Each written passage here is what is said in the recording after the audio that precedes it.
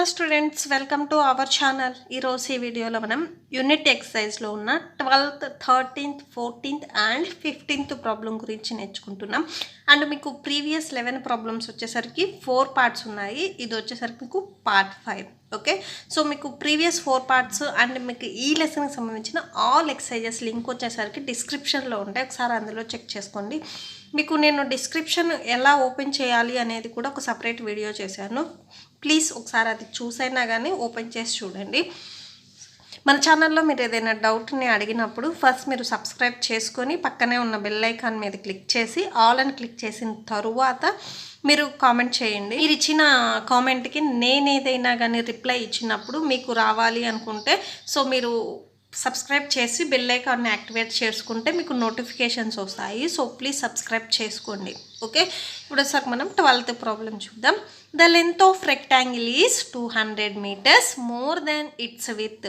ఒక rectangle length వచ్చేసరికి with మీద డిపెండ్ అయ్యింది. ఇక్కడ విత్ కంటే 20 meters అనేది ఎక్కువ ఉంది అని చెప్తున్నారు. ఇక్కడ మోర్ దాన్ అన్నారు కదా, సో అంటే ఎక్కువ. ఓకేనా, సపోజ్ విత్ వచ్చేసరికి 5 meters ఉందనుకోండి. సో లెంత్ ఎంత అవుతుంది? 5కి ఆ 20ని యాడ్ చేస్తే అది వచ్చేసరికి మీకు లెంత్ అవుతుంది. ఓకేనా, సో ఇక్కడ మీకు ఫస్ట్ ఆఫ్ ఆల్ విత్ ఎంతో తెలిస్తే లెంత్ ఎంతో తెలుస్తుంది. విత్ సపోజ్ ఎక్స్ అనుకుంటే సో లెంత్ తెలియాలి అంటే విత్ ఉన్నదానికి 20 ఎక్స్ట్రా ఉంది అంటే సో ఎక్స్ ప్లస్ 20 అని రాస్తాం మనం లెంత్ వచ్చేసరికి. Okay, if the perimeter of the rectangle is 100 meters. Rectangle perimeter ఓకేనా, సో పెరిమీటర్ వచ్చేసరికి 100 meters వాళ్ళే ఫైండ్ అవుట్ చేసి ఇచ్చారు. Then find length and breadth of rectangle. రెక్టాంగిల్కి మనం లెంత్ అండ్ బ్రెడ్త్ని ఫైండ్ అవుట్ చేయాలి. ఓకే, సో నెక్స్ట్ వచ్చేసరికి 12th ప్రాబ్లం. ఫస్ట్ మనకి విడ్త్ ఎంతో తెలిస్తే విడ్త్ మీద మనం లెంత్ అనేది 20 యాడ్ చేసుకుంటాము. ఫస్ట్ విడ్త్ ఎంతో తెలియాలి కదా. Let the width of a rectangle. Okay, so width వచ్చేసరికి మనం బితో డినోట్ చేస్తాం కదా. So B equal to X metres. ఓకేనా, సో ఇది రెక్టాంగిల్ అనుకోండి. సో దీంట్లో ఇది వచ్చేసరికి మీకు విడ్త్ అవుతుంది, ఇది వచ్చేసరికి మీకు లెంత్ అవుతుంది, ఇది విడ్త్ అవుతుంది. ఈ విడ్త్ వచ్చేసరికి మనం ఎక్స్ అనుకుంటున్నాము. ఓకేనా, సో లెంత్ ఎలా వస్తుంది? విడ్త్కి 20 అనేది మోర్ దాన్ అంటున్నారు. సో విడ్త్ ఎక్స్ కాబట్టి మోర్ దాన్ అన్నారు కాబట్టి ప్లస్ వస్తుంది. అదే లెస్ దాన్ అంటేనేమో మైనస్ వస్తుంది. ఎక్స్ ప్లస్ 20 వస్తుంది లెంత్ వచ్చేసరికి. ఓకేనా, then the rectangle, then the length of a rectangle L equal to so ఎంత 20 more than its width. Okay, so 20 వచ్చేసరికి విడ్త్ మీద ఎక్కువ ఉంది అంటున్నారు. సో విడ్త్ వచ్చేసరికి ఎక్స్, సో మోర్ దాన్ అన్నారు కాబట్టి ఎక్స్ ప్లస్ 20 ఇది మీటర్సే అవుతుంది. ఓకేనా, సో ఆల్రెడీ వాళ్ళు పెరిమీటర్ ఫైండ్ అవుట్ చేసి ఇచ్చారు. సో అది రాసేద్దాం. Perimeter. Okay, perimeter of the rectangle. So ఎంత పెరిమీటర్ వచ్చేసరికి 100 meters. ఓకేనా, సో ఇప్పుడు మనం ఫార్ములా రాద్దాము. యాంగులర్కి పెరిమీటర్ కనుక్కోవడానికి ఫార్ములా ఏంటిది? 2 × L + B. ఓకేనా, సో ఇది ఫార్ములా. ఈ ఫార్ములాని యూజ్ చేసి ఆల్రెడీ వాళ్ళు ఫైండ్ అవుట్ చేసి ఇచ్చారు. సో వాళ్ళకి ఆన్సర్ వచ్చేసరికి 100 వచ్చింది. ఓకే, సో దీంట్లో మనం ఎల్ వాల్యూ బి వాల్యూ ఎంతో ఫైండ్ అవుట్ చేస్తున్నాము. ఓకే, సో ఫస్ట్ ఎల్ అంటే మనం ఎంత వచ్చింది? ఎక్స్ ప్లస్ 20 వచ్చింది. ఓకేనా, సో ఇది ఎక్స్ ప్లస్ 20 సబ్స్టిట్యూట్ చేయండి. బి వచ్చేసరికి ఎక్స్ రాసేసేయండి. ఓకే, సో 2 ఇంటూ బ్రాకెట్లోనే ఫస్ట్ యాడ్ చేసిన తర్వాత మీరు అవుట్ సైడ్కి రండి. ఎక్స్ ప్లస్ ఎక్స్ అంటే 2x వస్తుంది ప్లస్ 20 దట్ ఈక్వల్ టు 100. ఓకేనా, 2 2s 4 ఎక్స్ ఉంది కదా, ఎక్స్ రాసేసేయండి. 22s అంటే 40 వస్తుంది. ఈ బ్రాకెట్కి అవుట్ సైడ్ ఉన్నది బ్రాకెట్లో ఉన్న 2 టర్మ్స్కి మల్టిప్లై అవుతుంది. So 100 4x equal to 100 plus 40ని ట్రాన్స్పోజ్ చేసుకుంటే -40 అవుతుంది. Okay, so 4x equal to 100లో నుంచి 40ని సబ్ట్రాక్షన్ చేస్తే 60 ఉంటుంది. X equal to 60. మీకు ఇక్కడ 4 వచ్చేసరికి ఎక్స్కి మల్టిప్లై అవుతుంది. సో మనం ట్రాన్స్పోజ్ చేసుకుంటే డివిజన్లోకి వెళ్తుంది. ఓకేనా, 4 1s ఇక్కడ 4 1s 4 5s 20. ఓకేనా. సో ఎక్స్ వాల్యూ ఎంత వచ్చింది, 15 వచ్చింది. సో ఇది వచ్చేసరికి మీకు మీటర్స్, ఎందుకంటే పెరిమీటర్ ఆల్రెడీ వాళ్ళు ఫైండ్ అవుట్ చేసి ఇచ్చినప్పుడు మీటర్స్లో ఇచ్చారు. సో ఇది కూడా మీకు మీటర్స్ అవుతుంది. ఓకే, సో ఈ ఎక్స్ మనం స్టార్టింగ్లో ఏం తీసుకున్నాం, విడ్త్ తీసుకున్నాం, అవునా. సో ఎక్స్ ఓకే, విడ్త్ వచ్చేసరికి 15 మీటర్స్ అవుతుంది. లాస్ట్లో కన్క్లూడ్ చేయండి. Therefore width x equal to 15 meters. Next, length x plus 20, that equal to x value 15 plus 20. Okay, so 15 plus 20 అంటే 35 meters అవుతుంది. ఓకేనా, దట్స్ ఇట్ అంతే. Next 13th problem. In a family the consumption of rice is 4 times that of wheat. ఒక ఫ్యామిలీలో వచ్చేసరికి rice and వీట్ని use చేస్తున్నారు. So ఇందులో వచ్చేసరికి వీటిని యూజ్ చేసే కంటే వీటిని 4 times మల్టిప్లై చేస్తే రైస్ని అంతా యూజ్ చేస్తున్నారు అని చెప్తున్నారు. ఓకే, సపోజ్ ఒక ఫ్యామిలీలో వీట్ వచ్చేసరికి 5 kgs యూజ్ చేస్తున్నారు అనుకోండి, రైస్ వచ్చేసరికి వీటి మీద 4 times అంటున్నారు, అంటే 4 into 5 వేయాలి, అంటే 20 kgs ఆఫ్ రైస్ అనేది యూజ్ చేస్తున్నారు. Okay, the total consumption of the 2 cereals in a month is 30 kgs. ఓకేనా, సో టోటల్గా వచ్చేసరికి ఈ వీట్ కానీ రైస్ కానీ మొత్తం కలిపేసి మంత్లీ వచ్చేసరికి 30 kgs అనేది వాళ్ళు యూజ్ చేస్తున్నారు. Find the quantities of rice and wheat consumed in the family. అయితే సపరేట్గా రైస్ ఎంత యూజ్ చేస్తున్నారు, వీట్ ఎంత యూజ్ చేస్తున్నారు అనేది మనం ఫైండ్ అవుట్ చేయాలి. Tuition, let the quantity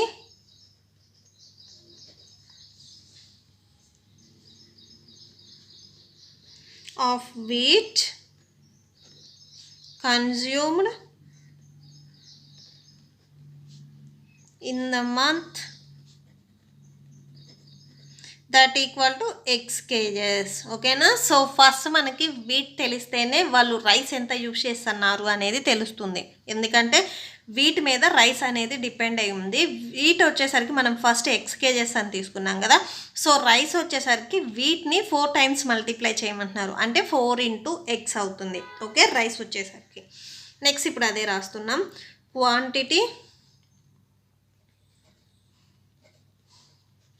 quantity of rice that equal to 4 times of wheat. Okay, so వీట్ని 4 times చేయమంటున్నారు, అంటే 4 times కదా, 4 into వీట్ వచ్చేసరికి మనం ఎక్స్ అనుకున్నాం, X that equal to 4 into x అంటే 4x అవుతుంది. సో ఇవి కేజెస్, ఎందుకంటే వీట్ కేజెస్ కదా, సో ఇవి కూడా కేజెసే, రైస్ కూడా. ఓకే, సో నెక్స్ట్ వచ్చేసరికి చూడండి, quantity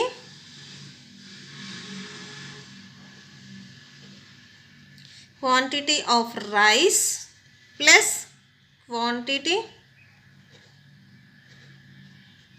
of wheat. Okay, so wheat and quantity రెండు కలిపి వాళ్ళు ఎంత యూజ్ చేస్తున్నారని చెప్పారు, 30 kgs అని చెప్పారు. Okay, so quantity of rice వచ్చేసరికి మనం 4x అనుకున్నాము, క్వాంటిటీ ఆఫ్ వీట్ వచ్చేసరికి మనం x అనుకున్నాము, దట్ ఈక్వల్ టు ఇక్కడ 30 ఉంది కదా, సో 30 రాసేసేయండి. 4x plus x అంటే 5x అవుతుంది, that equal to 30. x equal to 30, ఇక్కడ xకి 5 అనేది మల్టిప్లై అవుతుంది, దీన్ని ట్రాన్స్పోజ్ చేసుకుంటే డివిజన్లోకి వెళ్తుంది. x equal to 5 1s 5 6 30, x value వచ్చేసరికి 6. ఓకేనా, సో ఈ 6 వచ్చేసరికి మీకు కేజెస్, ఎందుకంటే ఇక్కడ వీట్ కేజెస్లోనే ఉంది, రైస్ కేజెస్లోనే ఉంది, సో ఇప్పుడు మీకు వచ్చిన ఆన్సర్ కూడా కేజెసే అవుతుంది. ఓకే, ఈ ఎక్స్ మనం ఏం తీసుకున్నాం, స్టార్టింగ్లో వీట్ అని తీసుకున్నాం, అవునా. So wheat quantity of wheat that equal to 6 kgs. Okay, next quantity of rice that equal to ఇక్కడ x కదా, ఇది వచ్చేసరికి మనం ఏమనుకున్నాం 4x అనుకున్నాం, అవునా. సో 4 into x 6 కదా, 6ని సబ్స్టిట్యూట్ చేయండి, 4 6 24 kgs. ఓకేనా, that's it. Next 14th one, The teacher tells the students in the class that the highest marks obtained by a student in the class is 7 more than twice the lowest marks. ఒక teacher చెప్తుంది వాళ్ళ క్లాస్లో ఎన్ని marks highest వచ్చాయి అంటే, మీ క్లాస్లో వచ్చేసరికి అంటే అందరికంటే తక్కువ మార్క్స్ వచ్చిన వాళ్ళు ఉంటారు, అందరికంటే ఎక్కువ మార్క్స్ వచ్చిన వాళ్ళు ఉంటారు, అవునా? క్లాస్ టాపర్ ఉంటారు అండ్ క్లాస్ వచ్చేసరికి చదవని వాళ్ళు కూడా ఉంటారు కదా. సో ఇందులో ఏం చెప్తున్నారంటే, లోయెస్ట్ మార్క్స్ వచ్చిన వాళ్ళని ట్వైస్ చేసి, సపోజ్ లోయెస్ట్ మార్క్స్ వచ్చేసరికి 2 మార్క్స్ వచ్చాయి అనుకో, ఆ 2 మార్క్స్ని ట్వైస్ చేసి 7 యాడ్ చేస్తే అదే క్లాస్కి హైయెస్ట్ మార్క్స్ అవుతుంది అనేది చెప్తుంది టీచర్ వచ్చేసరికి. ఓకేనా? If the highest mark is 93, highest mark వచ్చేసరికి 93 అయితే then what is the lowest mark? Lowest mark ఎంత అవుతుంది అనేది మనం ఫైండ్ అవుట్ చేయాలి. సో సొల్యూషన్ ఫస్ట్ వచ్చేసరికి మీకు లోయెస్ట్ మార్క్స్ ఎన్నో తెలిస్తేనే లోయెస్ట్ మార్క్స్ని ట్వైస్ చేసి 7 యాడ్ చేస్తే మనకి హైయెస్ట్ మార్క్స్ తెలుస్తుంది. ఓకే, సో ఫస్ట్ వచ్చేసరికి లెట్, ఇది మనకు తెలియదు కాబట్టి మనం తీసుకుంటున్నాం కాబట్టి సో లెట్ అనేది రాయాలి. Let the lowest mark that equal to X, then the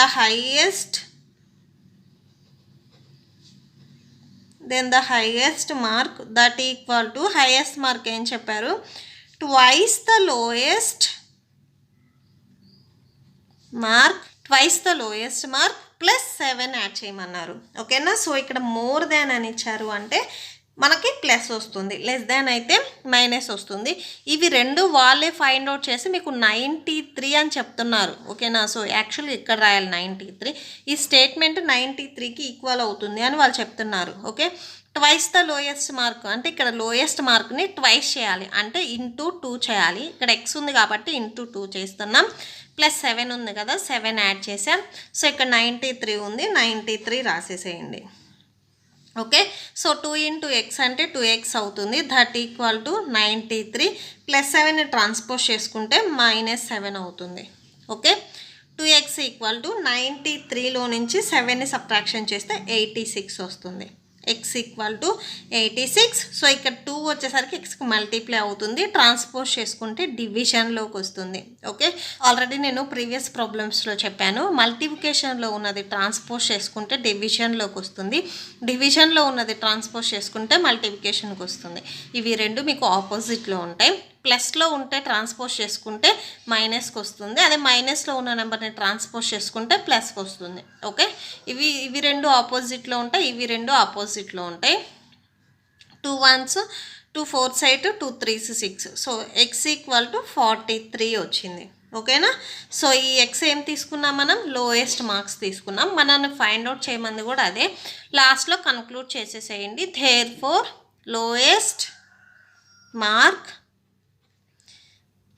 x equal to 43, x value 43 వచ్చింది కదా 43. Next last problem 15th one. A man travelled 4/5 of his journey by train. ఒక మ్యాన్ వచ్చేసరికి ట్రైన్లో తన జర్నీలో 4/5 part అనేది ట్రైన్లో వెళ్ళాడు, అండ్ 1/7 బై బస్లో వచ్చేసరికి 1/7 పార్ట్ వెళ్ళాడు, and remaining 16 kilometres by auto.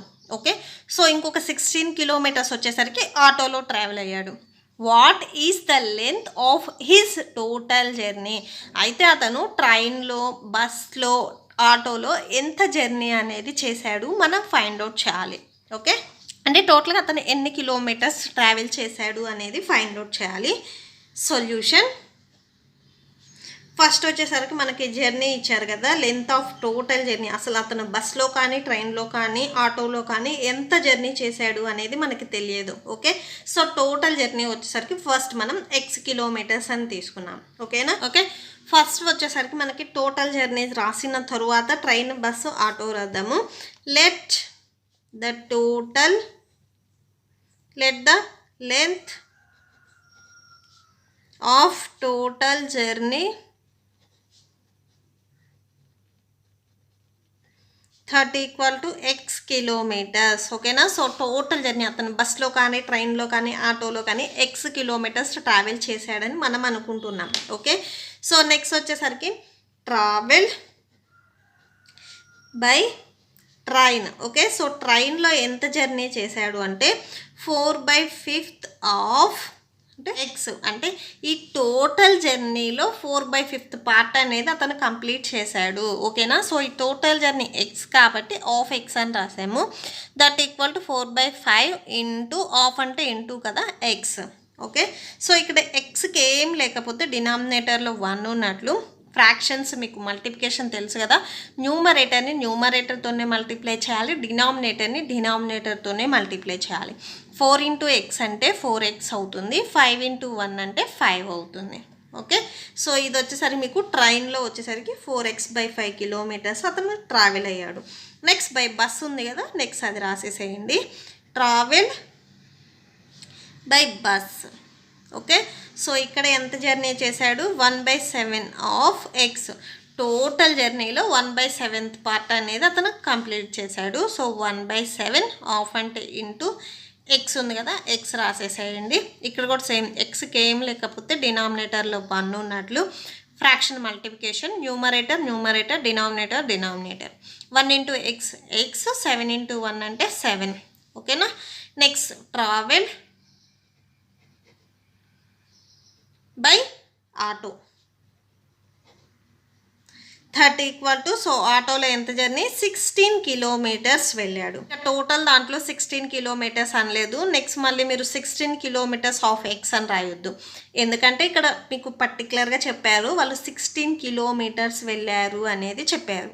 Okay, so next వచ్చేసరికి అసలు అతను ఎంత జర్నీ చేశాడు అనేది మనం ఫైండ్ అవుట్ చేస్తున్నాము, అంటే ఎక్స్ వాల్యూని ఫైండ్ అవుట్ చేస్తున్నాము. Total length of journey that equal to, so మొత్తం యాడ్ చేసేసేయండి. 4x/5 అంటే ఫస్ట్ ట్రైన్లోది, బస్లోది, x/7, నెక్స్ట్ వచ్చేసరికి ఆటోలో 16. ఓకేనా, సో దట్ ఈక్వల్ టు, ఇక్కడ మీకు డినామినేటర్లో ఏం లేకపోతే 1 ఉన్నట్లు. ఓకే, ఫస్ట్ మనం ఒక ఫ్రాక్షన్ని ఎడిషన్ చేయాలన్నా సబ్ట్రాక్షన్ చేయాలన్నా ఫస్ట్ డినామినేటర్స్ అనేవి ఈక్వల్గా ఉండాలి. ఇన్ కేస్ డినామినేటర్స్ ఈక్వల్గా లేకపోతే మనం ఎల్సిఎం ఫైండ్ అవుట్ చేసి ఈక్వల్ చేసుకోవాలి. ఓకే, సో ఇక్కడ 5కి 7కి 1కి మనం ఎల్సిఎం ఫైండ్ అవుట్ చేయడానికి 3 నెంబర్స్ ఏ టేబుల్లో క్యాన్సిల్ అవ్వవు. అవునా, సెకండ్ టేబుల్ నుంచి మనం చూస్ చేసుకోవాలి ఏ టేబుల్లో క్యాన్సిల్ అవ్వవు. ఏ టేబుల్లో క్యాన్సిల్ అవ్వకపోతే మనం మల్టిప్లై చేసుకుంటాం, అదే ఎల్సిఎం అవుతుంది. 5 into 7 into 1, 5 7s 35, 35 1s 35. So total LCM వచ్చేసరికి 35 వచ్చింది. ఓకే, సో ఇది ఎల్సిఎం 35. నెక్స్ట్ ఇక్కడ 4x ఉంది కదా, 4x రాయండి ఇంటూ, సో 5కి ఇక్కడ 5 ఉంది కదా, ఫస్ట్ది 5కి ఏ నెంబర్ మల్టిప్లై చేస్తే ఎల్సిఎం 35 కాబట్టి 35 రావాలి. 5కి ఏ నెంబర్ మల్టిప్లై చేస్తే 35 వస్తుంది, 5 7s. అవునా, సో ఈ 7 వచ్చేసరికి ఈ 5కి న్యూమరేటర్లో ఉన్న నెంబర్కి మల్టిప్లై అవుతుంది. నెక్స్ట్ ప్లస్ ఉంది కదా, ప్లస్ పెట్టేసేసేయండి. ఎక్స్ ఉంది, ఎక్స్ రాసేసేయండి. నెక్స్ట్ ఇక్కడ 7 ఉంది, 7కి ఏ నెంబర్ మల్టిప్లై చేస్తే 35 వస్తుంది, 7 5s. అవునా, సో ఈ 5 వచ్చేసరికి ఈ 7కి న్యూమరేటర్లో ఉన్న ఎక్స్కి మల్టిప్లై అవుతుంది. ఓకే, నెక్స్ట్ 16 ఉంది, 16 రాసేసేయండి. 1కి ఏ నెంబర్ మల్టిప్లై చేస్తే 35 వస్తుంది, 35. అవునా, సో ఈ 35 వచ్చేసరికి ఈ 1కి న్యూమరేటర్లో ఉన్న 16కి మల్టిప్లై అవుతుంది. ఓకే, సో ఈ స్టెప్ మీకు అర్థం కాకపోతే మీరు బ్యాక్ పెట్టుకొనైనా చూడండి 1 2 3 టైమ్స్. ఓకే, సో మీకు మల్టిప్లికేషన్ తెలుసు కదా, ఎక్స్తో మనకు మల్టిప్లై అవ్వు, నార్మల్ నెంబర్స్ అలానే మల్టిప్లై అవుతాయి. 4 7s 28. సో ఎక్స్ ఉంది, ఎక్స్ రాసేసేయండి. ప్లస్ ఎక్స్ ఇంటూ 5 అంటే 5x అవుతుంది. నెక్స్ట్ 16 35 ఎంత వస్తుంది, 560 వస్తుంది. అవునా, సో 560 రాసేసేయండి బై 35. అండ్ ఇక్కడ టోటల్ జర్నీ వచ్చేసరికి స్టార్టింగ్లో మనం ఎక్స్ అనుకున్నాం. అవునా, సో ఇక్కడ మీరు ఎక్స్ని సబ్స్టిట్యూట్ చేయండి. ఓకే, 35 ఎక్స్ ఈక్వల్ టు, ఇవి రెండు ఎక్స్ టర్మ్స్ కదా, ఇవి యాడ్ చేయండి, ఇది యాడ్ చేయొద్దు, ఇవి రెండు ఎక్స్ కాబట్టి యాడ్ చేస్తున్నాం. ఓకే, 28 + 5 అంటే 33 వస్తుంది. ఎక్స్ ఉంది కదా, so X 560 by 35. Okay. So 35 ఇక్కడ మీకు డివిజన్లో ఉంది, ట్రాన్స్పోజ్ చేసుకుంటే మల్టిప్లికేషన్లోకి వెళ్తుంది. అంటే 35x అవుతుంది. That equal to 33x plus 560. Okay, మీకు ఇంకా మళ్ళీ బై 35 రాదు, ఇక్కడ రాసేసాము. ఓకే, సో ఇక్కడ ఎక్స్ని ఒక సైడ్ రాసేసేయండి. 35x minus 33x that equal to 560. ఇక్కడ ప్లస్లో ఉంది కదా, ట్రాన్స్పోజ్ చేసుకుంటే మైనస్లోకి వెళ్తుంది. 35 మైనస్ 33 అంటే 2 ఉంటుంది. సో ఎక్స్ ఉంది కదా, X that equal to 560. Okay, so X equal to 560. మీకు ఇక్కడ 2 వచ్చేసరికి మల్టిప్లై అవుతుంది, ట్రాన్స్పోజ్ చేసుకుంటే డివిజన్లోకి వెళ్తుంది. ఓకే, సో క్యాన్సిల్ అవుతుంది కదా, క్యాన్సిల్ చేసేసేయండి. 2 1s 2 2s 4 2 8 16 0. So X value వచ్చేసరికి 280 వచ్చింది. ఓకేనా, టోటల్గా అతను ట్రైన్లో కానీ బస్లో కానీ ఆటోలో కానీ టోటల్గా జర్నీ వచ్చేసరికి 280 కిలోమీటర్స్ చేశాడు. ఓకే, సో ఈ స్టెప్ ఇక్కడ రాయండి, దీనికి డౌన్లో రాయండి. ఈ స్టెప్ వచ్చేసరికి therefore length of total journey that equal to 280 kilometers. ఓకేనా, దట్స్ ఇట్, అంతే. సో ఈ ప్రాబ్లంతో ఈ వీడియో అనేది కంప్లీట్ అయిపోయింది. ఐ హోప్ మీకు ఈ వీడియో నచ్చితే ప్లీజ్ లైక్ చేయండి, మీ ఫ్రెండ్స్కి షేర్ చేయండి, అండ్ మన ఛానల్ని సబ్స్క్రైబ్ చేసుకోండి. మీకు ఇప్పుడు నోట్స్ డిస్ప్లే అవుతుంది, ఒకసారి చెక్ చేసుకోండి. మీకు ఏదైనా డౌట్ ఉంటే కామెంట్ సెక్షన్లో కామెంట్ చేయండి. Thank you and thanks for watching.